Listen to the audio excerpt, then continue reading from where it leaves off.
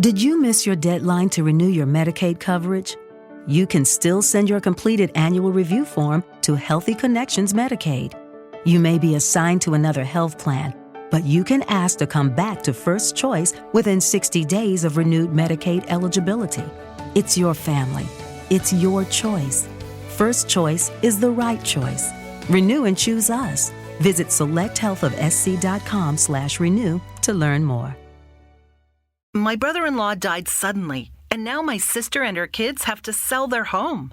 That's why I told my husband we could not put off getting life insurance any longer. An agent offered us a 10-year, $500,000 policy for nearly $50 a month. Then we called SelectQuote.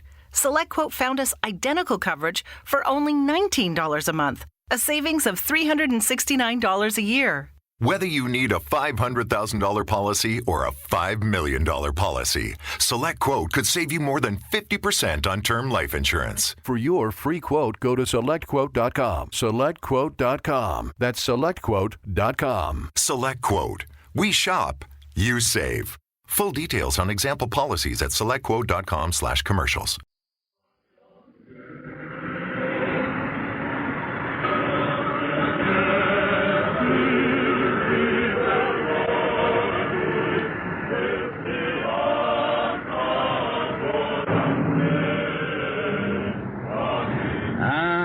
As usual, a Welsh hymn, a hymn of joy in sacrifice. In that spirit we carry on, ere aids or no, and for long as this war lasts, these furnaces shall never go cold. We'll keep them as warm as the voices of those boys singing, and as warm as the greeting from Wales I now send to you. To our boys in the air, on sea, and on land, to the people in battered cities and towns throughout Britain, to our fellow workers in the mines, in the factories and the fields, aye, and to the women, God bless them, whose courage is our pride, to you all, a Welsh greeting. Nadolig Llawen, a bendit Diw, a happy Christmas, and God be with you.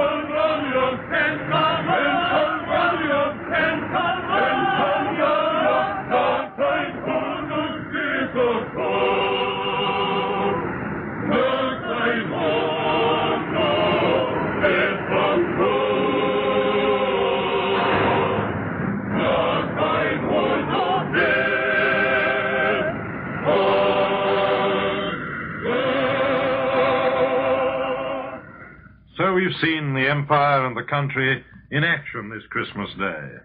Underneath it all, we've felt that spirit of companionship and neighborliness which must be the foundation of the world of peace. And now, when we return to London, it isn't because other cities aren't in the front line as well as London.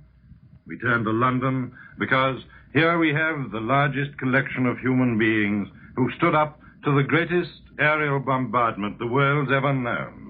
And let's look at London on the alert, the firefighters of London, men who in the last 3 months have gone out night after night to the fires in the Blitz, and by their courage and daring have saved thousands of lives. We salute them this Christmas Day, and through them, all the workers in our civil defense services all over Britain.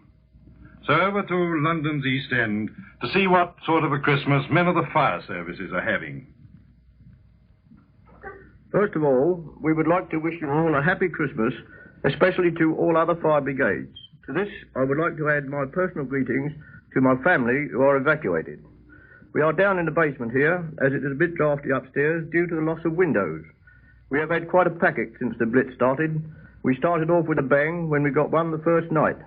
That night left some empty places, and we are thinking of those fellows today. But most of us are still here, ready for anything. You see, this is just another day for us, and we are all ready for whatever turns up. Here are some of the men and the girls who are on duty today. Come on, Tuffy, you start. Well, this year, it's Christmas under fire with a vengeance. It's not the best way to spend Christmas, but a bit back, some of us didn't expect to see another Christmas at all. Things were a bit hot in more ways than one. What do you say, Tom? Well, they were hot, all right. A bit too hot. And I'll tell you one thing about fires, too. I'd rather a sight be sitting around my own fire now instead of waiting to put other people's fires out. I'll say we've got that man to thank for that. There's one place I'd like to start a fire, and that's not far from him. I've got something to say to him, too. Look at me sitting at the telephone. I can't even call that my boyfriend. But the food's pretty good. The wallop as well, I'll say. It's the first time my wife and I have been apart at Christmas. She's down in the country living with a kiddie. So here's wishing Peg, Ma, and Dad happy Christmas. We're not so bad here, so don't start worrying. You're next up. I've had plenty of Christmases at work before, because I was a merchant seaman before I joined the fire business. So here's good luck to all the chaps in the merchant navy. And to Ada and Mum. Keep at it. Hello, Elsie. Hello, Mum, Dad. A Merry Christmas. Come, Miss Julius. What about you? Well, I come from South Africa. So hello, everybody out there, and a happy Christmas to you all. I suppose you are enjoying your Christmas in the sunshine. I am enjoying mine in a fire station. We are thrilled to hear how you are holding the line down there. Well, and now it's time to go over the road. Merry Christmas, mateys. Hello, everybody. We're not having a bad time here. There's dispatch riders and drivers, and we've got a few friends along, too. We've covered all the walls with streamers, and they'll come in handy soon for the victory parade. In the meantime, we've got a bit of work to do, and if anybody wants a rider, well, it's just bad luck on that chap. Good old Shorty. Come on, your turn next. All right, all right. Anybody would think I never did any work. I don't know. Well, do you? Yeah, it's good. Quiet your beast. Come on, Brownie. What about saying hello to that brother of yours in Palestine? Sure, it's not a bad idea. If Driver Brown's listening, here's wishing him good luck and all the rest of the chaps there also. Now, quiet a moment, lads. The dispatch riders wanted over 28 immediately. Not an MP. Come on, Shorty. Come on, Shorty. Come on. Oh, well, I mean, what about someone else? They've always got me on. Like the citizens of many of our towns this Christmas, Londoners have been forced to adapt their lives to war conditions. Many of them have lost their homes, although they go on with their work uninterrupted. But the vast majority, nearly 90% of them, go on living and sleeping in their own houses. But a great many Londoners do have to spend their nights in shelters. And it's no joke, this shelter life at any time, with its hardship and strain, the lack of privacy, not having your own things around you. But its grimness seems to strike us even more at Christmas.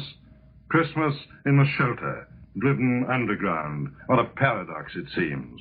Of course, the people who shelter are making the best of it. We make the best of everything at Christmas. And you can't kill the spirit of Christmas, even in these gloomy modern catacombs. Even there, it shines like a star.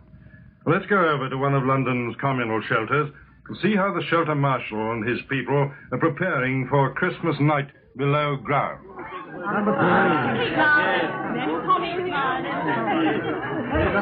We have had weeks of preparation for this celebration underground, and now we are just putting the final touches to everything.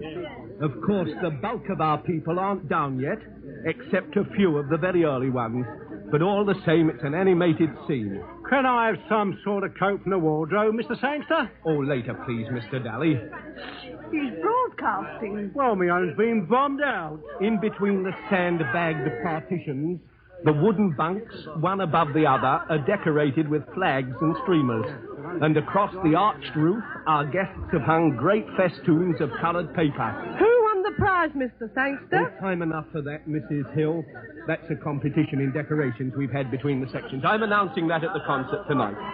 We left the decoration of the place to them, and a very good job they've made of it. They have had enough of on our own hands, getting in a Christmas tree, and the food for the banquet, and a present for every child. Mr. Sangster? Yes, Doris? Is that right? Father Christmas is coming? Well, I wouldn't be at all surprised if he does, dear. I think this must be the strangest home that Santa Claus will ever have visited. For home it is for most of these guests of ours. The only home they've got. Our motto is, our aim is to give you security, cheerfulness, and sleep. So sleep if you can. We get our courage in our sleep. Mr. Sangster? Not now, Doris. May I have that doll up there? Afterwards, my dear, not now. And now I'm going to turn you over to the sister, who will be able to tell you some of the details of the banquet. Now, sister, it's your turn. Well, There's really not very much to say, except that we're doing our best, and we think we're going to be able to give everybody a very good time. It's taken quite a while to lay in food for all these people. About 500 of us are going to sit down. Lummy, are we sitting down to it? Yes, a regular sit-down feast. Lovely. Lovely. Yes, sit down. We have cleared a whole section to sit down at big tables, just like a family Christmas dinner in the old days. Most of them have paid a little towards the celebration. Not much, but it gives everyone a sense of responsibility. But even if they haven't been able to pay, well, it's just the same. The very best food we can get, and a bit extra in the way of bonbons. Ain't it fine? And afterwards, crackers for everyone. When can I have that doll, Mr. Sangster? Oh, Doris, are you back again? Not now, dear. We're broadcasting. We have been able to hire all the plates we need, but everybody is supposed to bring their own forks and spoons and so on. It's wonderful where the money and the help comes from, with so many people bombed out of their homes. Still, we are going to have a Merry Christmas in spite of Hitler. Hi, Mr. Costin, you didn't fold your blankets this morning. Sorry, sir, I was in a hurry. Well, if you want to leave them here during the day, you'll have to fold them up before you get In this cramped shelter life, everything counts. Every inch of space, every act of kindness and thoughtfulness. We get used to it after a time and come to accept it as normal. But we must never forget that it is not normal. It is the direct opposite of the home life that the war has taken away from so many of us.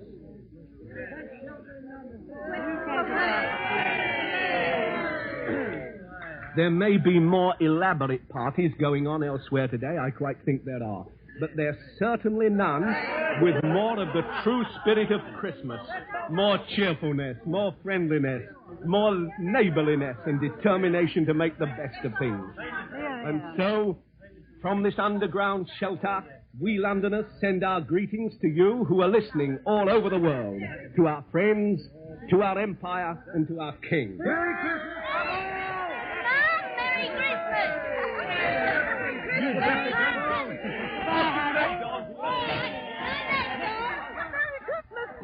Well, that's Christmas in one of London's underground shelters. We're all hoping it'll be the last. And now, for our final picture, we go to one of London's homes. Just an ordinary home, this. It's one of a row in a suburban street with both a number and a name. Today, it's not quite as ordinary as it was a few months ago. Some of the neighboring houses in the row aren't there anymore. Some of its windows are broken and patched with brown paper. But behind the patched-up windows, everything's warm and bright. It's the home of one of London's mothers. She'll tell you what it's like to spend Christmas under fire. This Christmas will be very quiet for a lot of middle-aged mothers. Take me, for instance. My children are away. My son is in the Air Force. My daughter is living on a farm. And my 2 grandchildren are evacuated to the country. We always used to spend Christmas together, but we have parted this year for the first time. And it's bound to be a bit lonely, you know. Most people of our age are staying behind, and it's the little ones we miss. We've had 22 window panes out here, and a bomb behind us in the next street. That whole French window has got to come out one of these days. Oh, we've been through some bad times, we have. But sitting here on Christmas Day, I've been thinking of the last war and its food problems, and how we used to have to stand in queues hoping to get a few potatoes. I went through all that with 3 little children. I lost one of them. It's a horrible thing, is war, but you know, in a way, it has its compensations. It's made us realize how good and kind most people are, and that's a great comfort in the middle of all this anxiety. We've all got our ration books. There are no favours asked or given. There's a feeling of fairness and goodwill which keeps people cheerful. An invitation to share that tea ration over a friendly chat is such a good way of helping the lonely ones round about us. One morning, after a heavy air raid, I saw a woman standing at her gate looking at the destruction all around her. I stopped and made a remark about it, and the terrible experience she must have had. Then she said, "I've seen you in this road for years." "Yes," I said, and it's taken a bomb to make us speak. I went on to the stationer who said, "Don't say you've come to tell me you're going away. That's all I've heard this morning from my customers." Well, I'm not going away, and in spite of all we've been through, I'm thankful for a great deal. When peace comes along at last, we've all got to see that this spirit of neighbourliness and sympathy is carried on and not forgotten. And now, on behalf of all the men and women of the Empire, and all who are listening on this Christmas Day, it is my great privilege to offer our greetings to their Majesties, our King and Queen. From the bottom of our hearts, God bless them both. That heartfelt greeting to our King and the royal family from one of the bombed homes of London is echoed throughout the world in the hearts and homes of our friends and kinsmen. They are waiting, as we are in their homes, to listen to the voice of His Majesty the King.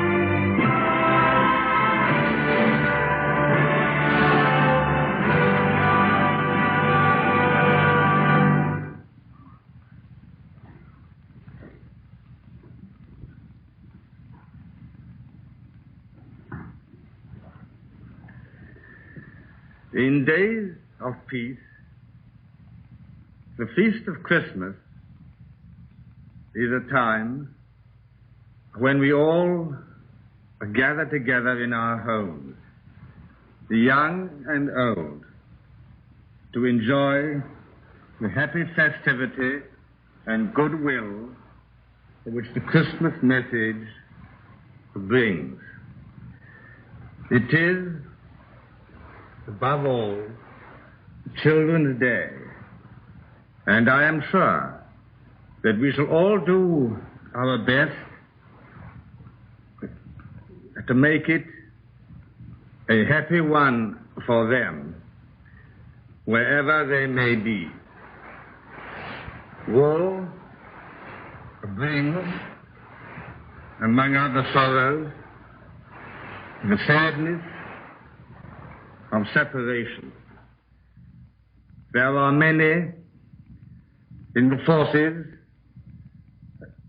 away from their homes today, and because they must stand ready and alert to resist the invader should he dare to come, or because they are guarding the dark seas, or pursuing the beaten foe in the Libyan desert.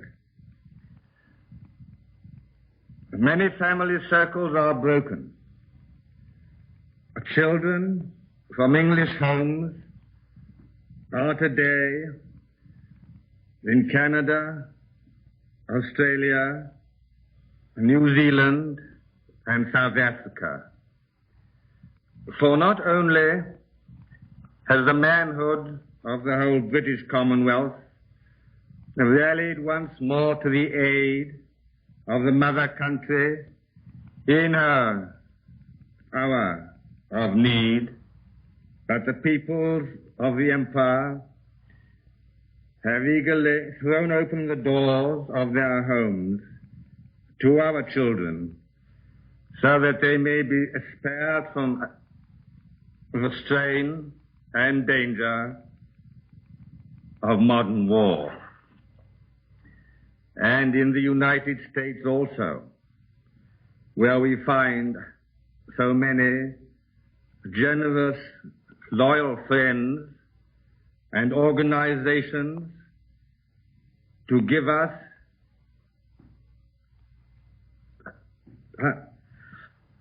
unstinted help. Warm-hearted people are keeping and caring for many of our children till the war is over. But how many more children are there here who have been moved from their homes to safer quarters? To all of them, at home and abroad, who are separated from their fathers and mothers, to their kind friends and hosts, and to all who love them, and to parents who will be lonely without them. From all in our dear island, I wish every happiness that Christmas can bring. May the new year carry us towards victory and to happier Christmas days when everyone will be at home together in the years to come. To the older people here and throughout the world, I would say, in the last great war, the flower of our youth was destroyed, and the rest of the people saw but little of the battle. This time, we are all in the front line and the danger together. And I know that the older among us are proud that it should be so. Remember this. If war brings its separations, it brings a new unity also. A unity which comes from common perils and common sufferings are willingly shared. To be good comrades and good neighbors in trouble is one of the finest opportunities of the civilian population. And by facing hardships and discomfort cheerfully and resolutely, not only do they do their own duty, but they play their part in helping the fighting services to win the war. Time and again, during these last few months, I have seen for myself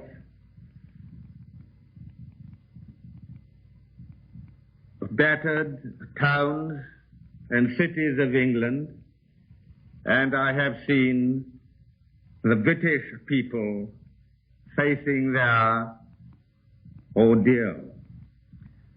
I can say to them all that they may be justly proud of their race and nation. On every side I have seen a new and splendid spirit of good fellowship springing up in adversity, a real desire to share burdens and resources alike. Out of all this suffering, there is growing a harmony which we must carry forward into the days to come, when we have endured to the end, and ours is the victory. Then, when Christmas days are happy again, and goodwill has come back to the world, we must hold fast to the spirit which binds us all together now.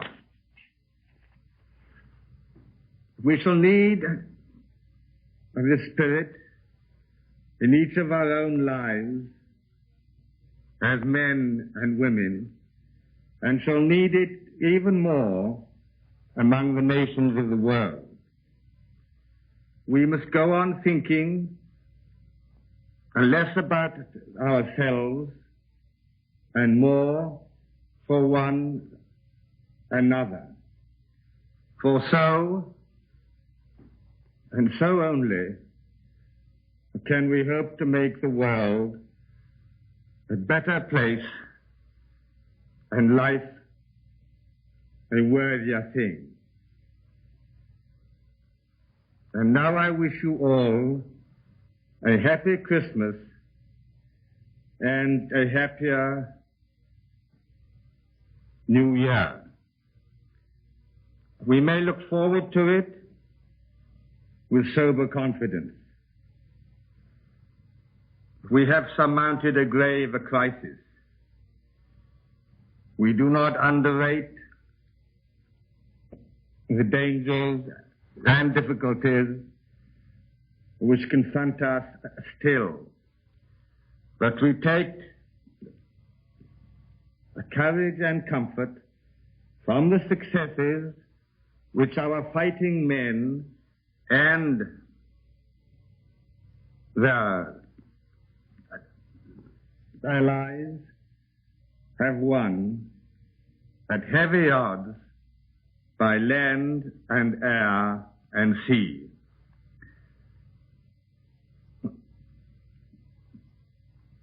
The future will be hard, but our feet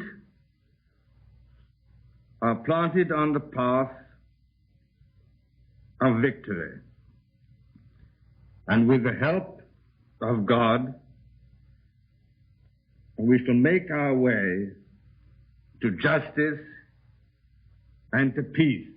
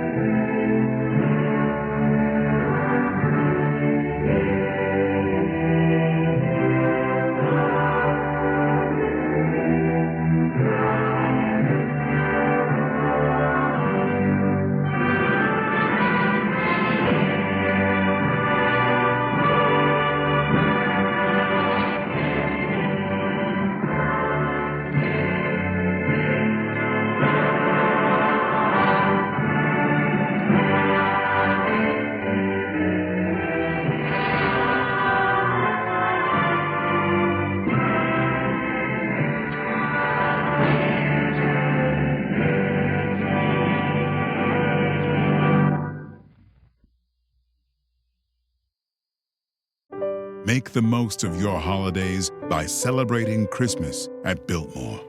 Enjoy a breathtaking tour of America's largest home, filled with shimmering Christmas trees and adorned in all its Yuletide glory. Then, don't miss your last chance to experience our immersive digital art exhibit, Italian Renaissance Alive, during its final weeks. Save with online ticket discounts at Biltmore.com. It is Ryan here, and I have a question for you. What do you do when you win? Like, are you a fist pumper, a woohooer, a hand clapper, a high fiver? I kind of like the high five, but if you want to hone in on those winning moves, check out Chumba Casino. At ChumbaCasino.com, choose from hundreds of social casino-style games for your chance to redeem serious cash prizes. There are new game releases weekly, plus free daily bonuses, so don't wait. Start having the most fun ever at ChumbaCasino.com. No purchase necessary. VGW Group. Void where prohibited by law. See terms and conditions. 18+.